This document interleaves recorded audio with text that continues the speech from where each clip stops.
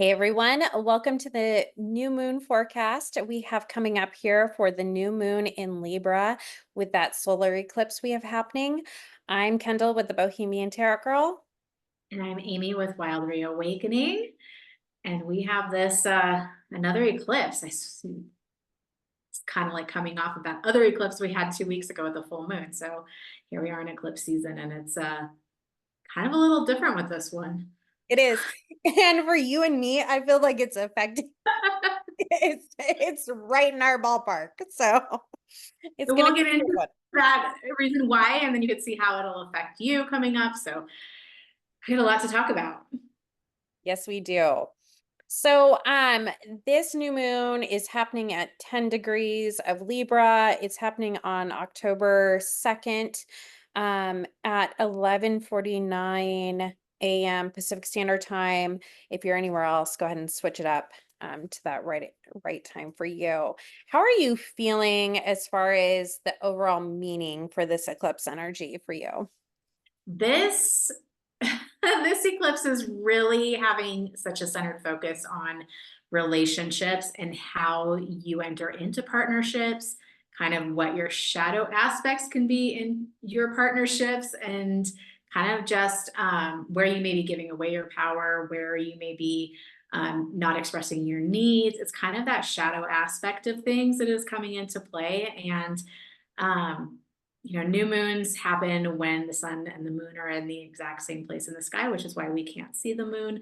And with this eclipse, it is playing off of the north and south nodes.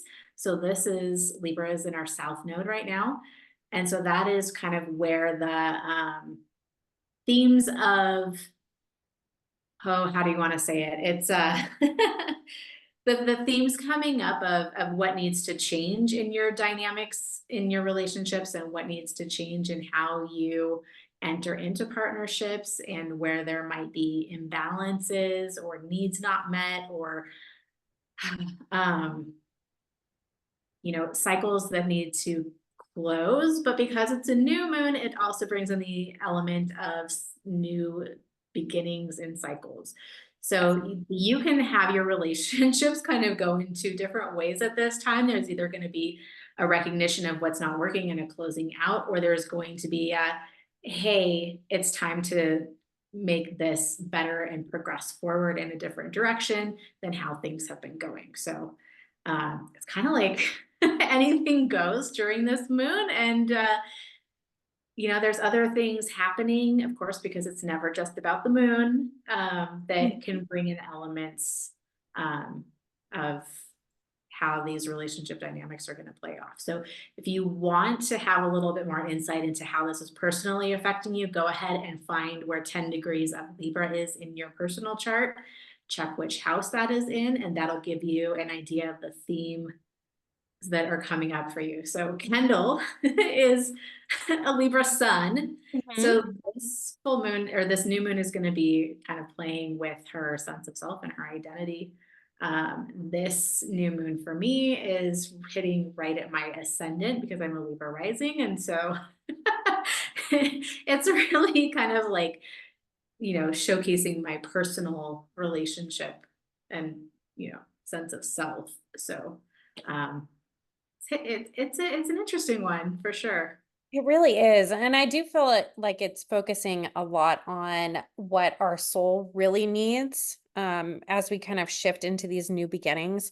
With this eclipse, I feel like and we were talking about this before, how there's already been so much change that I would usually associate with like things popping up into our world prior to this. So we're kind of falling into the eclipse energy right now. This is where we start seeing some shifts and changes kind of thing. And I feel like as we progress hopefully towards the actual eclipse, that's kind of where it's going to be the jumping off point. And I really do feel like that is going to bring in some new beginnings. It's Amy mentioned, I really do, and I totally agree with you. I feel like with relationships in your lives, it's going to be either a go, you're in, and you're going to shift and change how you need to be, or it's going to be a no go and it's going to close out a cycle for you. So just be aware if you're in some relationships that are kind of up and down right now, that is the general process. Be really true to yourself. I think that is the key. Making sure that you're putting forth, you have to be obviously, you know, you don't want to walk all over somebody, but making sure that you assert your needs and express how you want to be treated in the relationship is important during this time, because I do feel like there is some learning and some growth happening.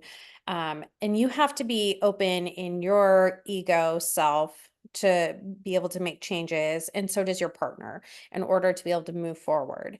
And so I think that is some of the key pieces here, is really recognizing the shit that you've created and what you've been holding on to, and being able to let it go and really transition yourself. And there is that I would call it like a sister eclipse. And that is in March of this next year. And that's at the 9 degrees Aries. So that's the other node, right? And so with that one, we're going to see kind of a middle ground piece. I feel like here's the new beginnings, here's the middle ground happening, coming up in March with the Aries node, and we're going to see some other pieces fall into this new cycle that we're starting. And then there's going to be another eclipse that will happen, and in 2025, and that is kind of like when we're going to see we're going to be able to see the new beginnings really be locked into place. And I feel like that's when you're going to stand back at this moment. So write it down. That way you can refer back to it, in 2025 when we look at that eclipse, and really see what this whole transition has brought you and where you are standing at this moment. Because I feel like this is the moment where it all kind of begins. So, yeah. Yeah, because the eclipses follow the nodes, and we have North Node in Aries right now, and the nodes are kind of, the North Node in particular, and especially if you want to look at your personal chart as to where your North Node is, it's kind of an indication of what you are growing into, and the kind of the characteristics and attributes that you want to kind of acquire in your growth process. And that's the traditional sense of looking at those, is like the South Node is kind of like where you've been, what you've mastered, and the North Node is kind of the opposite, because it is always in opposition, of where you're going, and what you hope to become. And that's how a lot of times it's kind of depicted in astrology, but I tend to look at it, and I just from my own experience with it, is that you really want to have, it's not like one is better than the other. It's like you want to figure out how to integrate both parts of these different energies into a more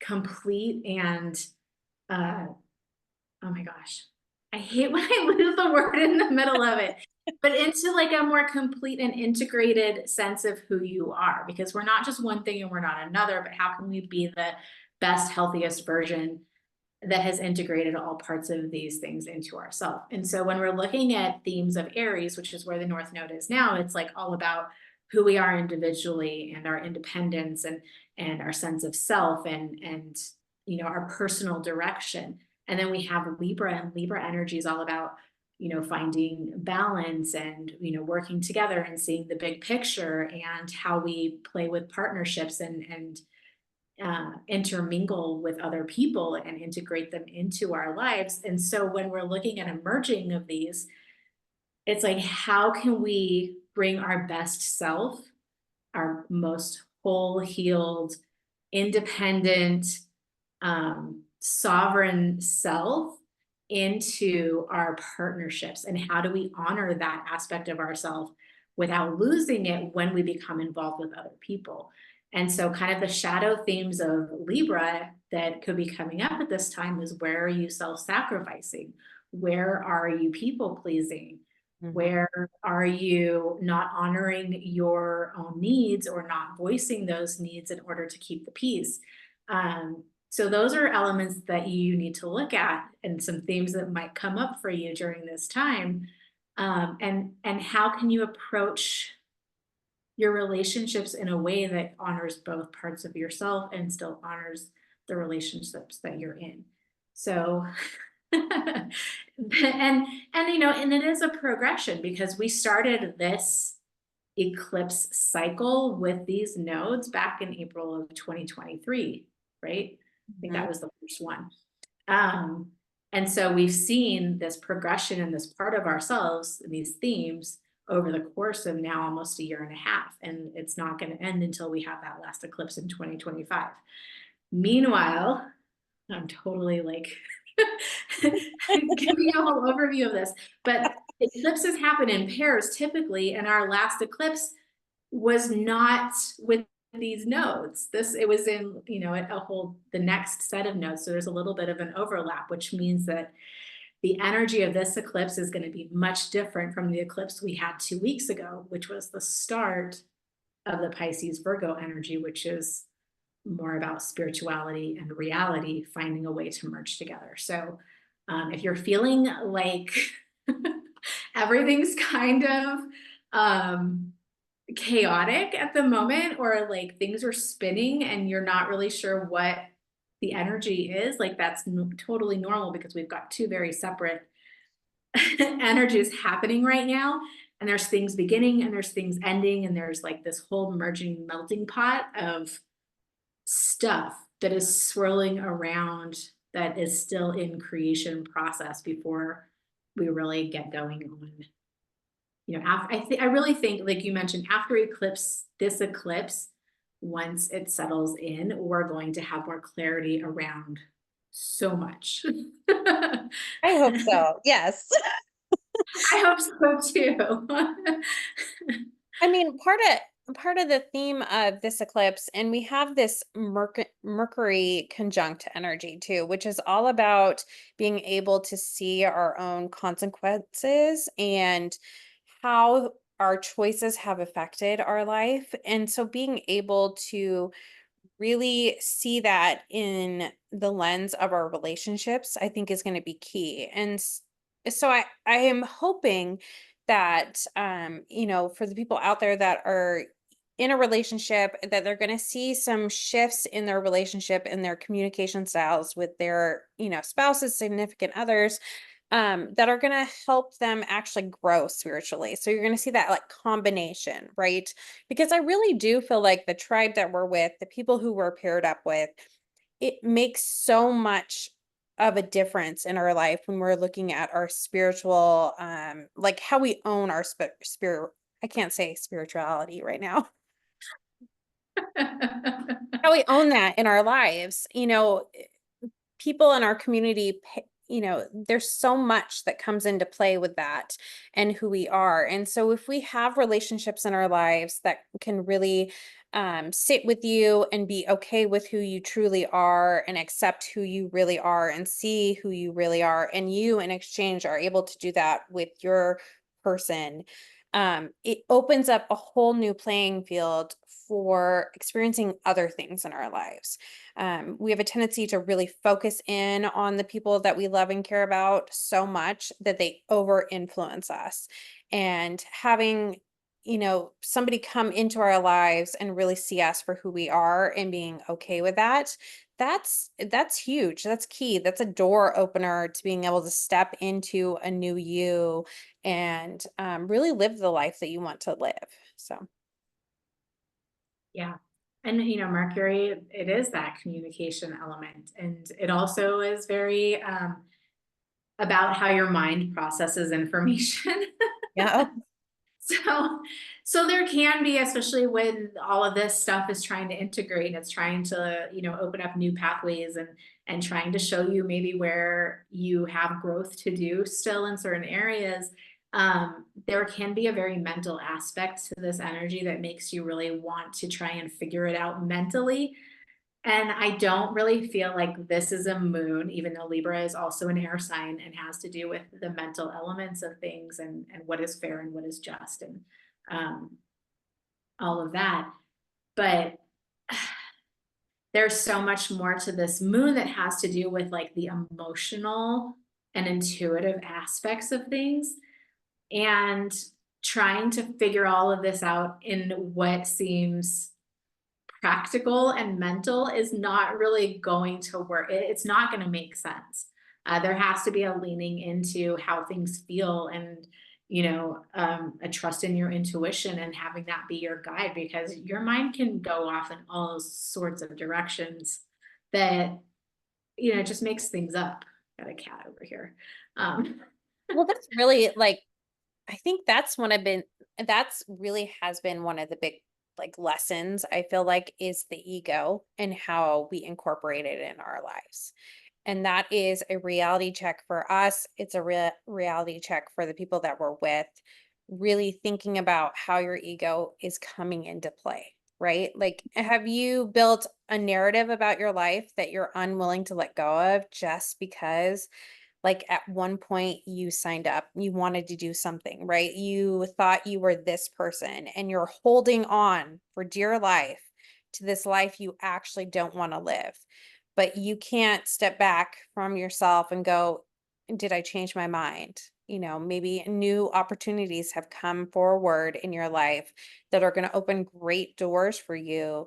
But you have to be able to let that go. You have to let go of a story that you told about yourself, that you've been telling yourself, and you have to really just allow things to naturally come in your life. You can have kind of a vision of where you want to go, but the world is so evolving. And I feel like some of the big lessons that have come up to play is like you can't just say, I'm going to be this and then hold on tight to it. You have to be willing to grow and to change and to kind of morph with when we learn new things, we're going to become different people. We're going to go new places. We're going to do new things. So the ego is a big one. I It feel like, is. And it's here to protect you in a way, but it also like you said, it creates these stories around what is true and what is not true. And it creates absolutes. I have a cat trying to get on my keyboard here. Um, it's it fun. creates absolutes around things. And so, like, say you had a relationship that didn't go well, and then you convince yourself that every relationship's going to end in the same way. And it's like, that's not necessarily true. Is it protecting you from having that experience again? Absolutely. But it also is preventing you from experiencing something new that could be very worthwhile. And so we have to be very careful about what we accept as an absolute truth and really ask yourself, is that really true? Is that how, is that how things are going to play out every time? But then at the same time, I mean, let's just get a little existential Yeah. here. I know where you're going and I want to go. Is that how we think about things and what we believe is true, and what it creates our reality around us. So you're kind of like creating this self-fulfilling prophecy by holding on to those beliefs and stories, and you're limiting yourself of other possibilities, and you're kind of, you're the magician in this situation, and what kind of reality are you creating for yourself based on the stories that you have accepted as being true and therefore making your reality. So I hope that all came out the way I meant it. 100%. I'm with you. That has been really eye-opening to me as I've gone through my spiritual journey is how much of the world we create. And we have a lot of people walk through life and they have no idea that they're sitting and creating this world. And that stems from everything. If you like you mentioned, like had a bad relationship. And so you constantly think that every person that you're going to come in contact, maybe they trigger you. Maybe they did something that was similar to an ex. And then you pick up on that and then you're like, well, they're going to break my heart too. And if you buy into that narrative, that's what you're going to create because you're going to like physically make that happen in your world, whether or not you're aware of it or not. You know what I mean? It's going to happen. And so I think that's where people need to step back and really look at things that are happening in their lives and figure out, am I creating this problem? Because you probably are kind of bringing that into yourself, especially if your thoughts and that's how you're kind of reacting to protect yourself. If you could break free from this, and we try to too, so it's not like we're perfect or in any way. But that is really the key, I think, to changing our lives is to really recognizing those cycles, the things that we project into the world that we're bringing into the world. So if you always have something happen in your life, figure out how you're calling that in and figure out how to change that because that's a cycle you want to break. You don't want to be in that cycle any longer. No. No, And it's totally possible to shift that. It it is. just, it takes an awareness. I catch people all the time when I work with them one-on-one about some of the things that they end up saying. And I'm like, is that really true though? Or is that just like your projection of probably an old fear, an old wound that hasn't fully been healed? So Yep. I know. It's so hard. And it's so hard when you're working in the relationship field and doing this sort of work. It's a lot easier when you are focused just on yourself because you're able to control yourself. And when you're doing it in a pair situation, there are triggers and there are other things that kind of bring up these emotions that cause these stories to start taking place and playing again in your head. And so you have to be really conscious of what you're projecting and focusing on during this time. And I would say that's extra important during this time. If you want to be in a relationship with someone, assign them whatever values, right? Or you expect them to treat you in a certain way. Make sure that that is what you're putting forth into the universe. Don't put forth or think about old stories because you're just going to repeat those in your life. Really clear that out. yeah. So the other aspect that we have with this moon that's kind of a big deal is we have what they call a grand trine. Yep. And this trine happens to be in water. And what that means is that in one specific element, which this one happens to be water, there is a planet in each section.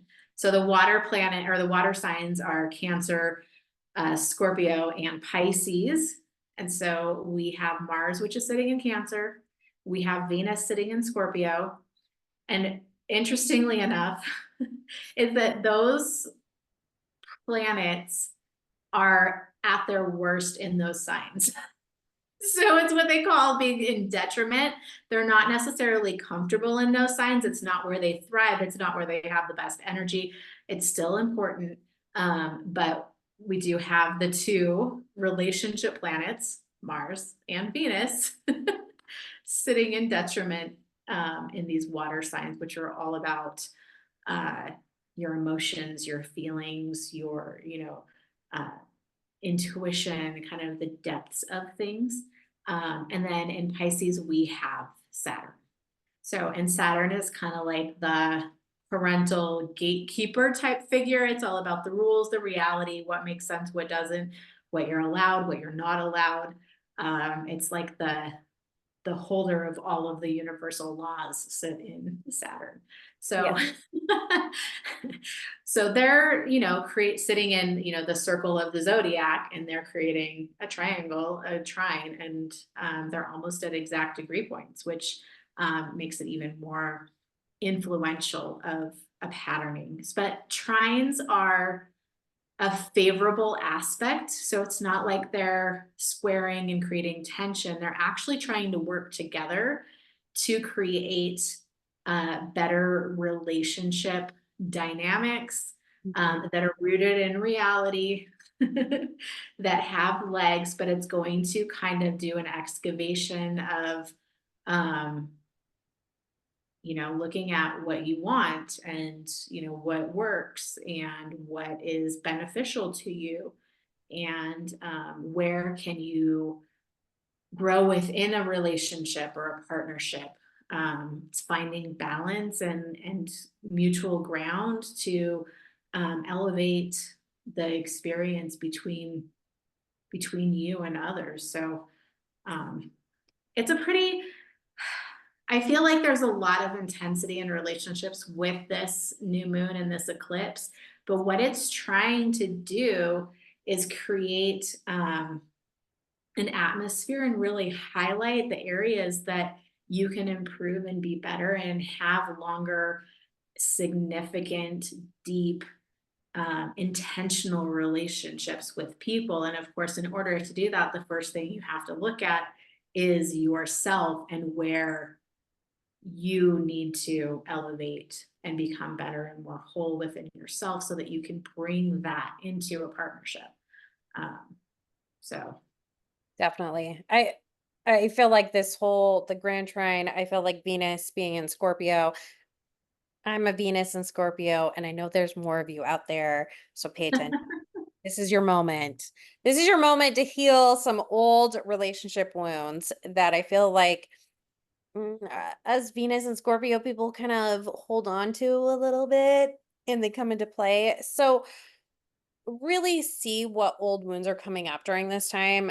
You've probably been experiencing it at least, if not longer, since the prior eclipse happened. And I feel like it's kind of there's some peak moments within this time frame. So see what's coming up, especially in your relationships. Those are some old wounds. And I mean, you have to go back.